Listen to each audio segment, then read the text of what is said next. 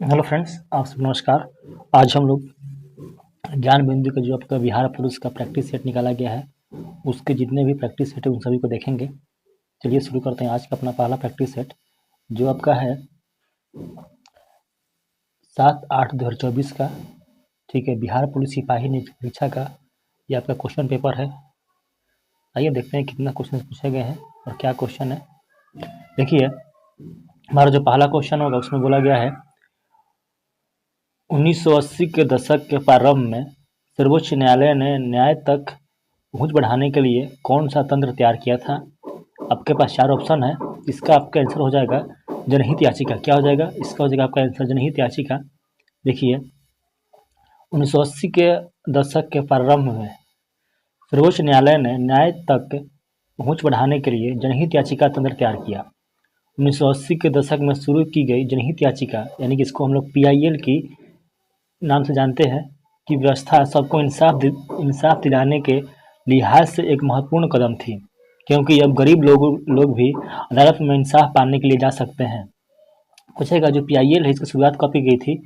इसका शुरुआत आपको हुआ था 1980 में, जिसको हम लोग बोलते हैं जनहित याचिका। जनहित याचिका के तहत सार्वजनिक हित की रक्षा के लिए मुकदमे का प्रावधान है। अन्य समान अदालती याचिकाओं से अलग इसमें यह आवश्यक नहीं है कि पीड़ित पक्ष स्वयं अदालत में जाए या किसी भी नागरिक या स्वयं न्यायालय द्वारा पीड़ितों के पक्ष में दायर की जा सकती है। भारतीय न्यायिक पद्धति में जनहित याचिका उस समय लाया गया जब भारत के मुख्य न्यायाधीश PN भगवती थे। यानी कि देखिए, पूछेगा जनहित याचिका कब लाया गया था, तो 1980 में। उस टाइम जो आपका भारत के जो मुख्य न्यायाधीश थे वो कौन थे? तो आपका PN भगवती थे, यानी कि प्रफुल्ल चंद्र नटवर लाल भगवती थे। ठीक है, PN भगवती थे 1980 के दशक में। भारत में जनहित याचिका की अवधारणा का बीच से सर्वप्रथम न्यायमूर्ति कृष्ण अय्यर द्वारा 1976 ईस्वी में मुंबई कामगार सभा बनाम अब्दुल भाई मामले में बोया गया था। भारत के पूर्व मुख्य न्यायाधीश PN भगवती को जनहित याचिका का जनक माना जाता है। यहाँ सबका बना क्वेश्चन, जो जनहित याचिका है यानी PIL, ये कब लाया गया था? तो 1980 में लाया गया था। उस टाइम भारत के मुख्य न्यायाधीश कौन थे? तो आपका PN भगवती थे। इन्हीं को हम लोग जनहित याचिका का जनक है उसको मानते हैं। किसको? PN भगवती को। फिर अगला क्वेश्चन है, किसी भी देश में कानून बनाने का अंतिम अधिकार किसके पास होता है? तो ये आपका हो जाएगा सांसद। क्या हो जाएगा? ये आपका हो जाएगा संसद के पास। ठीक है, यानी कि किसी भी देश में कानून बनाने का अंतिम अधिकार संसद के पास होता है। भारत में राष्ट्रपति, राज्यसभा और लोकसभा को सम्मिलित रूप से संसद कहा जाता है। देखिए, जिसमें आपका भारत में आपका राष्ट्रपति, लोकसभा और राज्यसभा को मिलाकर हम लोग संसद कहते हैं। यानी कि जो संसद है इसका 3 अंग है, राष्ट्रपति, राज्यसभा और लोकसभा, यानी 3 भाग है। ठीक है, देखिए, लोकसभा संपूर्ण भारत के लोगों का प्रतिनिधित्व करती है, जबकि राज्यसभा राज्यों व केंद्रशासित प्रदेशों का प्रतिनिधित्व करती है। भारतीय संविधान का अनुच्छेद 80 यानी आर्टिकल 80 में आपका राज्यसभा का चर्चा है। इसी को हम लोग बोलते हैं आपका उच्च सदन। और जो राज्यसभा है इसमें जो अधिकतम संख्या है वो 250 है। ठीक है, जो कि वर्तमान में 245 है। ठीक है, यहीं हम लोग देखेंगे जो लोकसभा है इसकी जो चर्चा है आपका वो आर्टिकल 81 में है। ठीक है, जो संसद है उसकी आपकी चर्चा है आर्टिकल 79 में। ठीक है, और हम लोग लोकसभा को बोलते हैं आपका निम्न सदन। क्या बोलते हैं इसको? हम बोलते हैं निम्न सदन। ठीक है, देखिए, बोला गया है राज्यसभा में राष्ट्रपति द्वारा साहित्य, विज्ञान, कला और समाज के संबंध में सेवा विशेष ज्ञान रखने वाले 12 सदस्यों को मनोनीत किया जाता है। राष्ट्रपति 12 सदस्यों को क्या करता है? मनोनीत करता है, जो आपकी साहित्य, विज्ञान, कला और समाज के सेवा के संबंध में विशेष जानकारी रखते हैं। कितना सदस्य? 12 सदस्य को। वर्तमान समय में उत्तर प्रदेश से राज्यसभा की सीटों की सर्वाधिक संख्या है 31। सबसे अधिक राज्यसभा की सीट कहाँ पर है? उत्तर प्रदेश में, जो कितना है? 31 है। राज्यसभा एक अस्थायी सदन है, इसका विघटन कभी नहीं हो सकता। देखिए, राज्यसभा क्या है? एक अस्थायी सदन है जिसका विघटन कभी नहीं हो सकता है। ठीक है, सिर्फ इसका कुछ तिहाई सदस्य जो है आपके हर 2 साल में क्या होते हैं? बाहर, मतलब अपना फिर से चुनाव लड़ते हैं। ठीक है, देखिए, बोला गया है 1/3 सदस्य जो है प्रति 2 वर्ष बाद सेवानिवृत्त हो जाते हैं। देखिए, इसका जो विघटन कभी नहीं होता है, लेकिन हर 2 वर्ष बाद 1/3 जो आपका सदस्य है वो क्या होते हैं? आपका सेवानिवृत्त हो जाते हैं और फिर से वहाँ पर क्या होता है? चुनाव होता है। राज्यसभा के सदस्यों का कार्यकाल 6 वर्ष होता है। कितना होता है? 6 वर्ष होता है। लोकसभा के गठन का प्रावधान भारतीय संविधान के अनुच्छेद 81 में है। लोकसभा में सदस्यों की अधिकतम संख्या 550 हो सकती है। कितना? 550 हो सकती है। किसमें? लोकसभा में। लोकसभा राज्यसभा की तरह अस्थायी सदन नहीं है, अर्थात इसका विघटन 5 वर्ष या इसका पहले भी हो सकता है। देखिए, लोकसभा जो है राज्यसभा की तरह अस्थायी सदन नहीं है और इसका जो है विघटन 5 वर्ष या इससे पहले भी हो सकता है। 42वें संविधान संशोधन 1976 द्वारा लोकसभा की अवधि 5 वर्ष से बढ़ाकर 6 वर्ष कर दी गई थी। किसके द्वारा? 42वें द्वारा 1976 में। और फिर बाद में 44वें यानी कि 44वें द्वारा इसको फिर से 1978 में इसको 5 वर्ष कर दिया गया। ठीक है, देखिए पूछता है कि 5 से 6 वर्ष कब किया गया था? तो 1976 में, लेकिन फिर 5 वर्ष कर दिया गया था 1978 में, जो कि आपका 44वें था और ये आपका 42 था। भारत में न्यायपालिका के 3 स्तर पाए जाते हैं, जिसमें सर्वोच्च स्थान पर भारत का उच्चतम न्यायालय है। सर्वोच्च न्यायालय 1935 के भारत शासन अधिनियम द्वारा स्थापित संघीय न्यायालय का ही प्रतिरूप है। देखिए, जो का एससी है सुप्रीम कोर्ट है, इसका स्थापना 1935 में हुआ था। इसका पहले आपका नाम था फेडरल कोर्ट। क्या नाम था? फेडरल कोर्ट था। और फिर अभी इसका नाम क्या है? सर्वोच्च न्यायालय यानी कि सुप्रीम कोर्ट। इसका स्थापना 1935 में हुआ था। संघीय न्यायालय होने के साथ साथ अंतिम अपीलीय न्यायालय भी है। क्या है? इसी को हम बोलते हैं अंतिम अपीलीय न्यायालय। मूल संविधान में मुख्य न्यायाधीश सहित कुल न्यायाधीशों की संख्या 8 थी। वर्तमान में यह संख्या 33 + 1 यानी कि 33 आपका +1 यानी कि 34। पूछता है क्वेश्चन कि आपका वर्तमान में सुप्रीम कोर्ट में कितने न्यायाधीश है? तो क्या बोलिएगा? 33 + 1। आपका एक जो क्या होता है, एक आपका सीजीआई होता है, चीफ जस्टिस ऑफ इंडिया, और 33 आपका अन्य न्यायाधीश होते हैं। संसद को शक्ति प्राप्त है कि वह न्यायाधीशों की संख्या में वृद्धि कर सकती है। देखिए, न्यायाधीशों की संख्या में वृद्धि करने का शक्ति किसके पास है? ये आपका संसद के पास है। भारतीय संविधान के भाग 15वें में अनुच्छेद 324 से लेकर 329 तक निर्वाचन से संबंधित उपबंधों का उल्लेख किया गया है। देखिए, जो आपका चुनाव आयोग है ये आपका भाग 15 में है। इसका आर्टिकल 324 से लेकर 329 तक है। भारतीय निर्वाचन के संबंध में मुख्यतः 2 प्रकार की पद्धति अपनाई जाती है। पहला first past the post system, दूसरा आपका एकल संक्रमणीय अनुपातिक प्रतिनिधित्व प्रणाली। First past the post system Bharat में जहाँ जहाँ प्रत्यक्ष निर्वाचन होता है वहाँ लगभग हर जगह पर first past the post system अपनाई जाती है। देखिए, जैसे कि आपका जहाँ जहाँ प्रत्यक्ष चुनाव होता है, जहाँ पर जनता अपने से जाकर वोट देती है, उसको बोलते हैं प्रत्यक्ष चुनाव। और वहाँ पर जैसे कि लोकसभा हो गया और राज्य की विधानसभा हो गया, इस सबको बोलते हैं हम लोग प्रत्यक्ष चुनाव, जब जनता जाकर खुद से वोट डालती है, वहाँ पर first past the post system अपनाते हैं। और एक आपका हो गया एकल संक्रमणीय अनुपातिक प्रतिनिधित्व, जहाँ पर आपका अप्रत्यक्ष चुनाव होता है, जैसे कि आपका राष्ट्रपति का, उपराष्ट्रपति का, राज्यसभा का और राज्य विधान परिषद के। यहाँ पर आपका एकल संक्रमणीय अनुपातिक प्रतिनिधि का प्रणाली से आपका चुनाव होता है। भारतीय कार्यपालिका व्यवस्था के अंतर्गत उपराष्ट्रपति का पद अमेरिका के संविधान से प्रेरित है। देखिए, जो उपराष्ट्रपति का पद है ये आपका अमेरिका के संविधान से लिया गया था। वरीयता क्रम में उपराष्ट्रपति का पद राष्ट्रपति के बाद दूसरा सर्वोच्च पद है।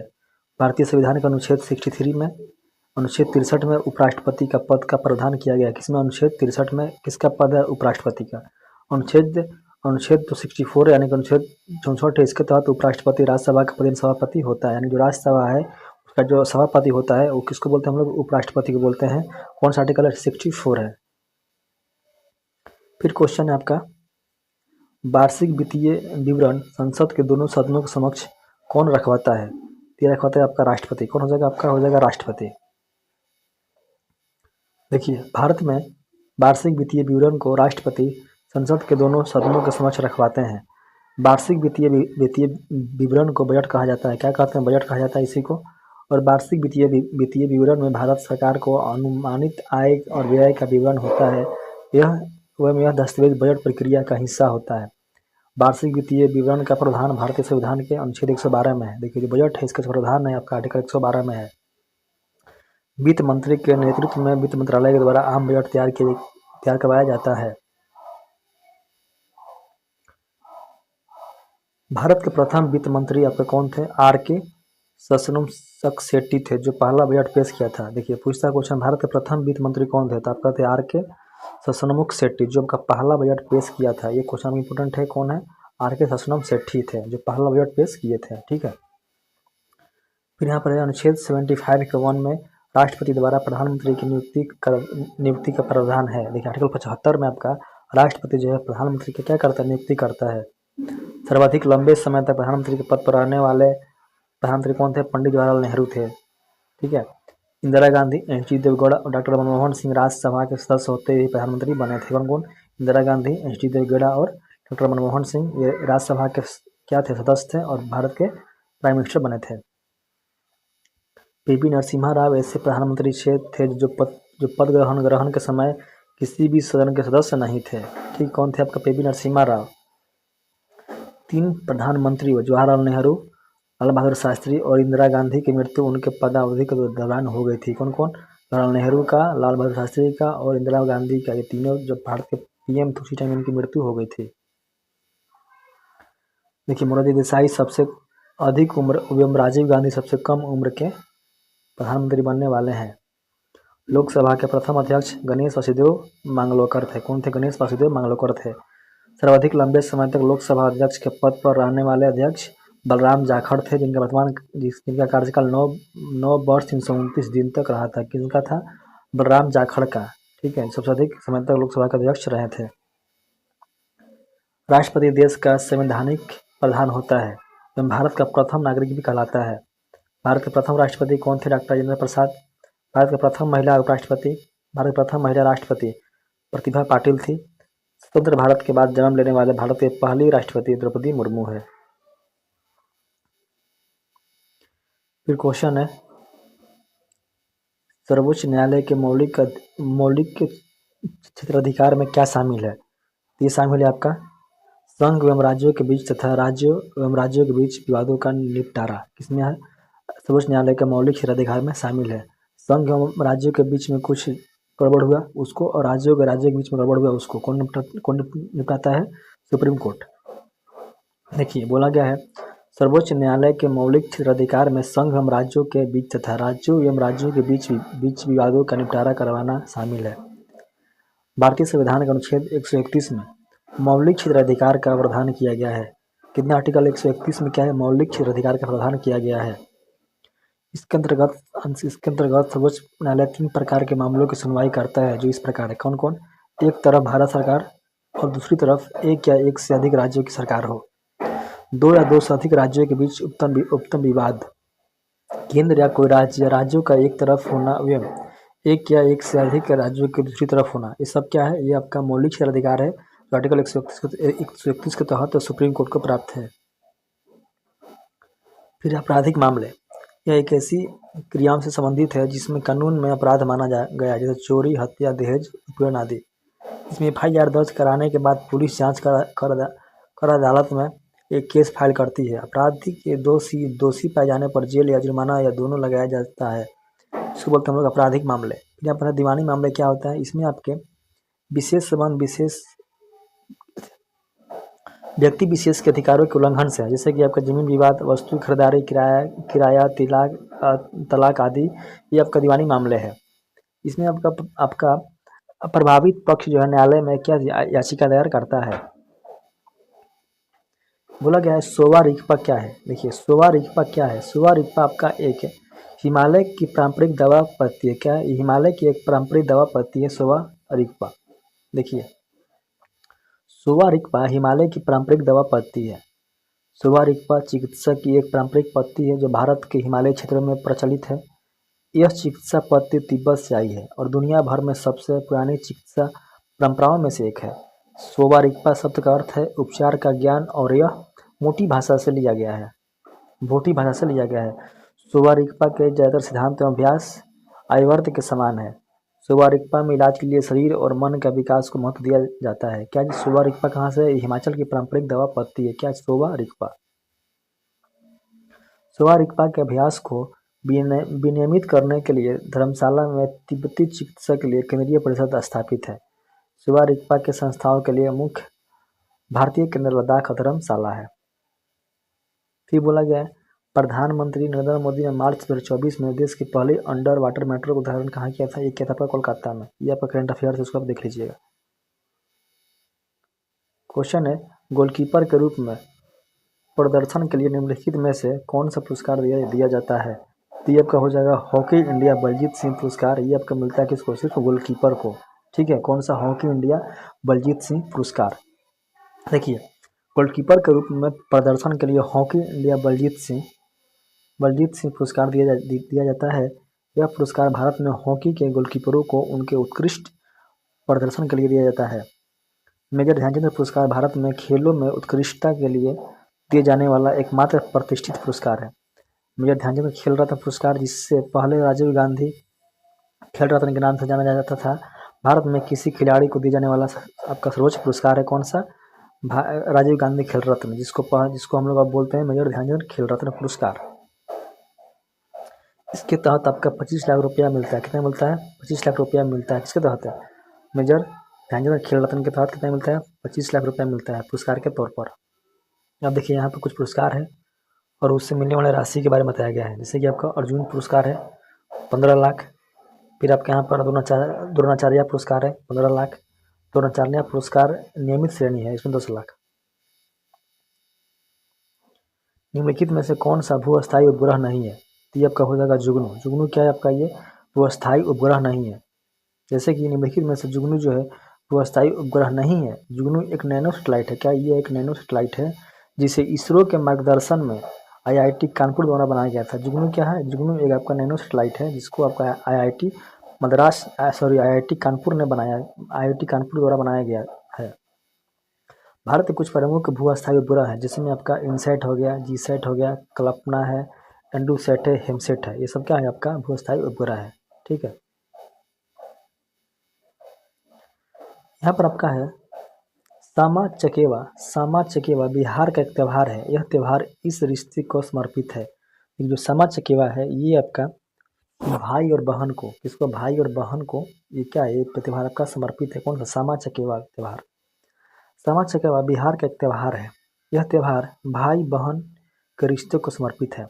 यह त्यौहार प्रत्येक वर्ष कार्तिक माह के शुक्ल पक्ष की सप्तमी से पूर्णमासी तक मनाया जाता है। बिहार के अन्य लोक नाट्य के बारे में जानते हैं, जैसे कि आप विदेशिया है, जो कि भोजपुर क्षेत्र के अत्यंत लोकप्रिय इस नाट्य में महिला पात्र की भूमिका पुरुष कलाकारों द्वारा निभाया जाता है। इसको हम लोग विदेशिया बोलते हैं।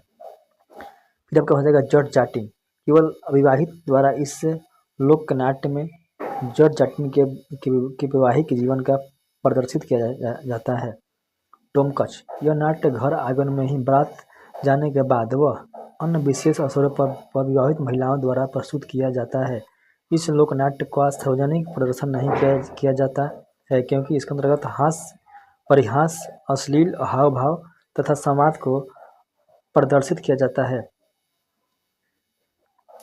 आपका यहाँ क्वेश्चन है, ताजमहल के वास्तुकार कौन था? तो ये आपका हो जाएगा उस्ताद अहमद लाहौरी। कौन थे? उस्ताद अहमद लाहौरी थे। ताजमहल का वास्तुकार उस्ताद अहमद लाहौरी था, जबकि डिजाइन आपका उस्ताद ईसा ने किया था। ठीक है, शाहजहाँ के कार्यकाल को वैभव और प्रकाष्ठ के कारण मुगल काल का स्वर्णिम काल कहते हैं शाहजहाँ के कार्यकाल को। अन्य तथ्य में बारे में बोला गया है कि शाहजहाँ ने 24 फरवरी 1628 ईस्वी को अपना राज्याभिषेक कराया था। कब करवाया था? 24 फरवरी 1628 को। कहाँ पर? आगरा में। आगरा में मोती मस्जिद का निर्माण शाहजहाँ द्वारा करवाया गया था। शाहजहाँ के काल में आए प्रमुख यात्री के बारे में यहाँ पर दिया गया है, जैसे कि पहला था फ्रांसीसी यात्री वर्नियर और ट्रेनेवियर। फिर आपका था मुंशी। फिर आपका पीटर मुंडी भी इसी समय आया था। फिर इसके बाद शाहजहाँ ने इनायत खां, जिन्होंने शाहजहाँनामा लिखा को संरक्षण दिया था। फिर आपके यहाँ पर बसावन उत्कृष्ट मुगल चित्रकार थे। इसका संबंध आधुनिक उत्तर प्रदेश से था। इन्होंने अकबर के समय का सर्वोत्कृष्ट चित्रकार माना जाता है। किसको? बसावन उत्कृष्ट को। यहाँ पर आपका अबू समद है। अकबर ने प्रसिद्ध चित्रकार अबू समद को सीरी कलम की उपाधि व मोहम्मद हुसैन कश्मीरी को जड़ी कलम की उपाधि प्रदान की थी। सीरी कलम की उपाधि किसको मिला था? अबू समद को। बिम्बिसार का प्रसिद्ध राजवैद्य चरक कहाँ का निवासी था? तो ये आपका निवासी था राजगृह का। कौन था निवासी? जो आपका जीवक था, ये आपका बिम्बिसार का प्रसिद्ध राजवैद्य था, जो आपके राजगृह का निवासी था। देखिए, मगध में हर्यक वंश का स्थापना बिम्बिसार थे। इन्होंने 551 ईसा पूर्व से 492 ईसा पूर्व तक मगध पर शासन किया। इनका उपनाम सेनिया था। क्या था? सेनिया था। अवंती राज के जो राजा थे चंडप्रद्योत, जब बीमार पड़े तो बिम्बिसार ने अपने राजवैद्य जीवा को चंडप्रद्योता की सेवा के लिए आपका उज्जैन भेजा था। जीवा कौन थे? आपका जो बिम्बिसार थे इसका राजवैद्य थे, जो आपका राजगीर के रहने वाले थे। ये फिर यहाँ पर हिंदी का क्वेश्चन है, ठीक है, जिसको आपको पढ़ना है और इसका आंसर देना है। आप इसको देख लीजिएगा।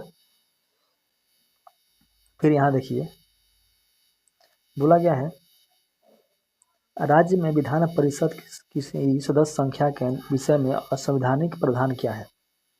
देखिए इसमें बोला गया कि जो राज्य है उसका विधान परिषद की संख्या होगी सदस्यों की, उसका जो संवैधानिक प्रावधान क्या है, तो आपका है राज्य की विधानसभा की सदस्यों की संख्या के 1/3 से अधिक नहीं होगी। ठीक है, बोला गया है कि आपका जो राज्य में विधान परिषद की संख्या जो होगी वो राज्यों की विधानसभा के सदस्यों के 1/3 से अधिक नहीं हो सकती है। संविधान का अनुच्छेद 171 के अनुसार किसी राज्य की विधान परिषद में सदस्यों की कुल संख्या राज्य विधानसभा के सदस्यों की संख्या का 1/3 से अधिक नहीं होगी, परंतु किसी राज्य की विधान परिषद के सदस्यों की कुल संख्या किसी भी स्थिति में 40 से कम नहीं होगी। देखिए 40 से कम नहीं होगा और 1/3 से अधिक नहीं होगा। ठीक है, ये बात बताया गया आपका अनुच्छेद 171 में राज्य के विधान परिषद के बारे में। केंद्र की तरह राज्यों में भी संसदीय प्रणाली का अपनाया गया है। राज्य विधानमंडल में राज्य विधान परिषद हो और विधानसभा सम्मिलित होती है। संविधान का अनुच्छेद 169 के अंतर्गत विधान परिषद के निर्माण तथा उत्पादन की प्रक्रिया का वर्णन किया गया है। संविधान का अनुच्छेद 173 के अनुसार विधान परिषद के सदस्यों का निर्धारण इस प्रकार होता है जैसे कि 1/3 सदस्यों राज्य के स्थानीय संस्थाओं, नगरपालिकाओं, जिला परिषदों आदि के सदस्यों से मिलकर बने निर्वाचक मंडल द्वारा चुने जाते हैं। देखिए आपका 1/3 जो सदस्य है ये कहाँ से आपका, ये आपका नगरपालिका हो गया, यहाँ से चुने जाते हैं 1/3 सदस्य। और 1/3 सदस्य जो है ये आपका विधानसभा के जितने होते हैं ना सदस्य उनसे चुने जाते हैं 1/3। और 1/12 आपका जो है वो शिक्षक हो गए, उनके द्वारा चुनते हैं 1/12। और फिर यहाँ पर बताया गया है आपका कि जो 1/12 जो है वो चुनते हैं जो आपका क्या है, स्नातक है। ठीक है, जो क्या है स्नातक है, जो 3 वर्ष पहले क्या है अपना स्नातक डिग्री पूरी कर ले, कितना चुनते हैं 1/12। और 1/6 जो है आपका वो आपका कला के और विज्ञान में के जो क्षेत्र है वहाँ से आपका राज्यपाल द्वारा क्या होते हैं, वो आपका होते हैं मनोनीत होते हैं। वर्तमान में केवल 6 राज्यों में विधान क्या परिषद है, जैसे कि आपका उत्तर प्रदेश में, कर्नाटक में, बिहार में, आपका आंध्र प्रदेश में है, तेलंगाना में है, महाराष्ट्र में है। ये आपका 6 राज्य में क्या है आपका विधान परिषद है, सिर्फ 6 राज्य में। कि विधान परिषद की किसी बैठक के लिए कम से कम 10 या कुल सदस्यों का 1/10 हिस्सा चाहिए। ठीक है, जिससे आपका विधान जो आपका परिषद है उसकी बैठक आपका की जा सके। फिर आपका अगला क्वेश्चन है संविधान सभा के चुनाव हुए थे, तो ये आपका हुआ था जुलाई 1946 में। कब हुआ था? जुलाई 1946 में हुआ था। संविधान सभा का चुनाव जुलाई 1946 में हुए थे। कैबिनेट मिशन योजना को मुस्लिम लीग ने 6 जून 1946 ईस्वी को और कांग्रेस ने 25 जून 1946 ईस्वी को स्वीकार किया। कैबिनेट मिशन योजना को स्वीकार किए जाने के पश्चात संविधान सभा के निर्माण के लिए चुनाव जुलाई 1946 में कांग्रेस ने 214 सामान्य स्थानों में से 262 स्थान प्राप्त किए थे और जो मुस्लिम लीग था इसने 78 स्थान प्राप्त किए थे। 78 स्थानों में से 73 स्थान प्राप्त किए थे कौन? मुस्लिम लीग ने। कांग्रेस को 4 सिख सदस्यों का भी समर्थन प्राप्त हुआ। जवाहरलाल नेहरू के नेतृत्व में अंतरिम सरकार का गठन 2 सितंबर 1946 ईस्वी को हुआ था। 3 जून 1947 ईस्वी को भारत विभाजन की माउंटबेटन योजना प्रकाशित की गई, जिसे कांग्रेस कार्य समिति की 3 जून 1947 ईस्वी की बैठक में स्वीकार कर लिया गया। तो पूछता है माउंटबेटन जब आपका योजना है ये कब आया था? ये आया था आपका आया था 3 जून 1947 को। फिर यहाँ पर स्वतंत्रता प्राप्ति के समय कांग्रेस के अध्यक्ष JB कृपलानी व ब्रिटेन के प्रधानमंत्री क्लीमेंट एटली थे। ठीक है, देखिए फिर क्वेश्चन है सर्वोच्च न्यायालय व उच्च न्यायालय के न्यायिक सर्वोच्च न्यायालय एवं उच्च न्यायालयों के न्यायाधीशों को पद से कौन हटा सकता है? तो ये आपका हटाता है राष्ट्रपति यदि दोनों सदनों द्वारा यह प्रस्ताव पारित होता है तो। ठीक है, कौन हटाएगा? राष्ट्रपति। ठीक है, देखिए सर्वोच्च न्यायालय और उच्च न्यायालय के न्यायाधीशों को पद से हटाया जा सकता है यदि संसद के दोनों सदनों द्वारा यह प्रस्ताव पारित हो। अनुच्छेद 124 के 5 के तहत संसद विधि द्वारा न्यायाधीशों को हटाए जाने से संबंधित प्रक्रिया का बंद कर सकती है। न्यायाधीशों को हटाए जाने की प्रक्रिया की शुरुआत संसद के किसी भी सदन से की जा सकती है। यह प्रस्ताव यदि लोकसभा से शुरुआत होती है तो 100 सदस्यों के हस्ताक्षर अध्यक्ष को देने के बाद ही प्रस्ताव पेश हो सकता है। यदि प्रस्ताव राज्यसभा से शुरू होती है तो 50 सदस्यों के हस्ताक्षर सभापति को देने के बाद ही प्रस्ताव पेश हो सकता है। ठीक है, अब देखिए न्यायाधीशों को हटाए जाने से संबंधित प्रस्ताव यदि दोनों सदनों द्वारा अलग अलग कुल जो सदस्य संख्या के बहुमत तथा उपस्थित और मतदान करने वाले 2/3 सदस्यों के बहुमत से पारित हो जाएगा तो उसे राष्ट्रपति के पास भेजा जा सकता है। तत्पश्चात राष्ट्रपति न्यायाधीश को हटाए जाने का आदेश जारी करते हैं। अभी तक केवल सर्वोच्च न्यायालय के एक न्यायाधीश जिसका नाम था बी रंगास्वामी के संदर्भ में महाभियोग का प्रस्ताव लाया गया था, परंतु लोकसभा में यह प्रस्ताव अपेक्षित बहुमत के अभाव में पारित नहीं हो पाया था। किनके खिलाफ लाया गया था? बी रंगास्वामी के खिलाफ। ठीक है, पहली बार लाया गया था, अभी तक केवल एक ही बार लाया गया है। देखिए बोला गया है निम्नलिखित में से कौन सी गैस पॉप का आवाज करते हुए जलती है? तो आपका हो जाएगा हाइड्रोजन गैस। कौन सा आपका? हाइड्रोजन गैस आपका। देखिए हाइड्रोजन गैस जो है वो पॉप की आवाज करते हुए जलती है। हाइड्रोजन आवर्त सारणी का प्रथम तत्व है जिसका संकेत आपका H होता है और परमाणु संख्या आपका 1 होता है। हाइड्रोजन को भविष्य का ईंधन कहा जाता है। यह आवर्त सारणी का एकमात्र ऐसा तत्व है जिसके नाभिक में कोई न्यूट्रॉन नहीं अर्थात केवल एक प्रोटॉन होता है।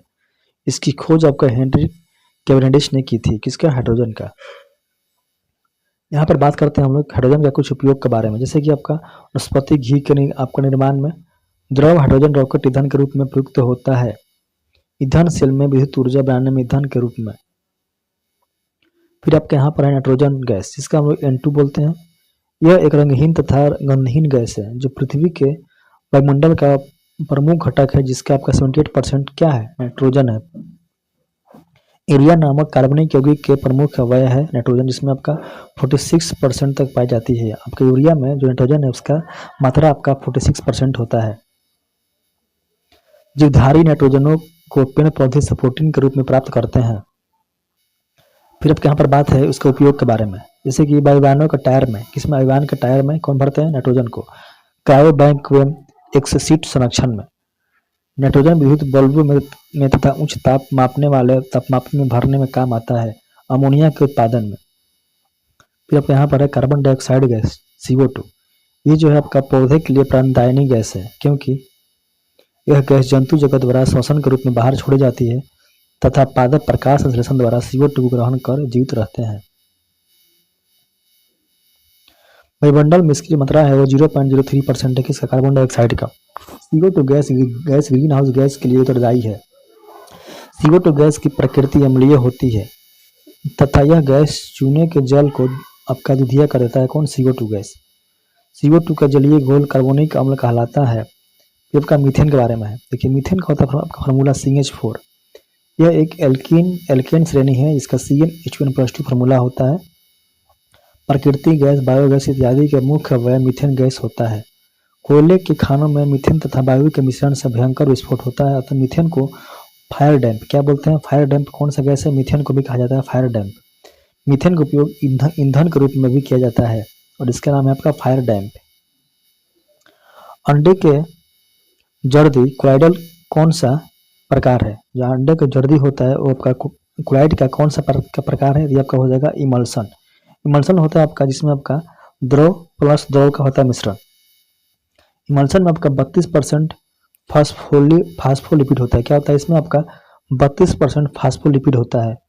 क्लोइडल विलयन के बारे में पढ़ेंगे। यह एक आपका विषमांगी मिश्रण है। क्या है? ये एक आपका विषमांगी मिश्रण है। इसका जो कण का आकार होता है वो आपका 10⁻⁻5 से लेकर 10⁻⁷ सेंटीमीटर तक होता है।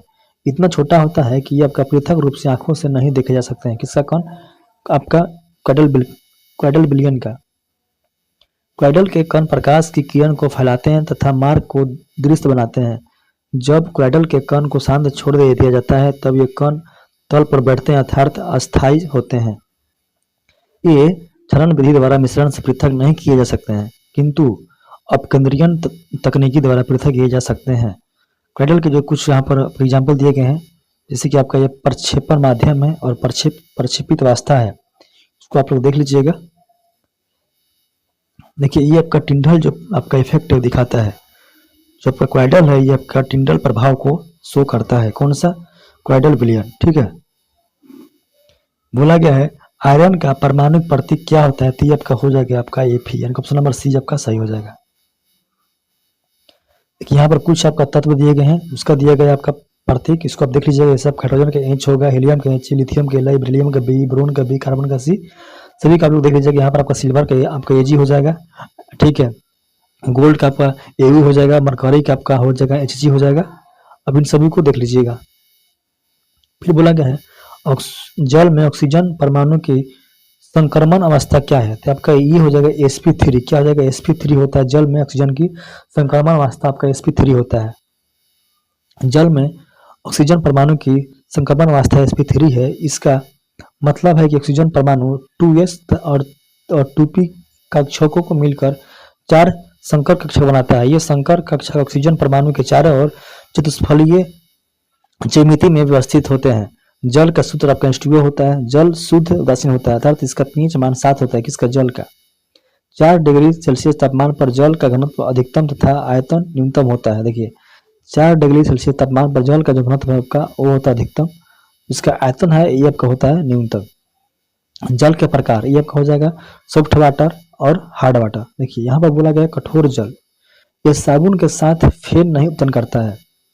इसमें कैल्शियम एवं मैग्नीशियम के क्लोराइड, सल्फेट एवं बाइकार्बोनेट घुले होते हैं। किसमें? हार्ड वाटर में। और फिर यहाँ पर है सॉफ्ट वाटर, ये साबुन के साथ आसानी से झाग उत्पन्न करता है।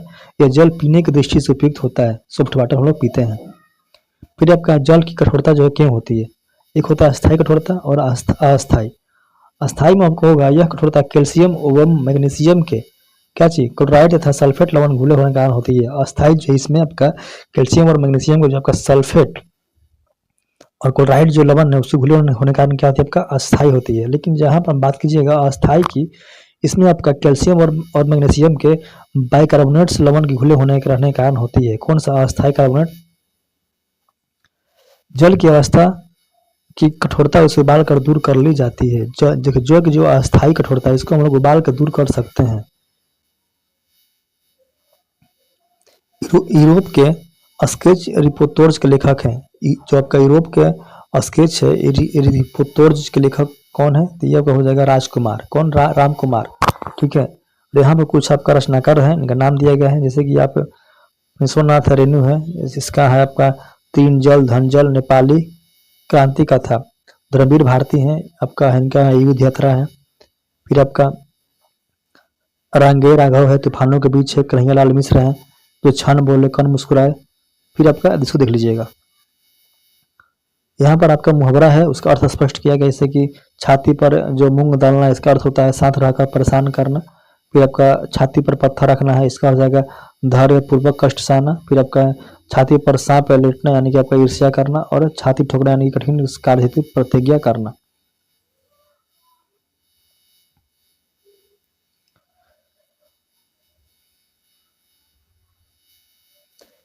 यहाँ पर बोला गया है कोशिका में स्थित तरल जैविक पदार्थ को जीवद्रव का नाम किसने दिया था। देखिए जो आपका जीवद्रव है इसका नाम किसने दिया था, तो इसका आपका नाम दिए थे जेई पुरंकिजे ने। कौन था? जेई पुरंकिजे ने आपका जीवद्रव का नाम दिया था। देखिए जेई पुरंकिजे ने 1839 ईस्वी में कोशिका में स्थित तरल जैविक पदार्थ को जीवद्रव का नाम दिया।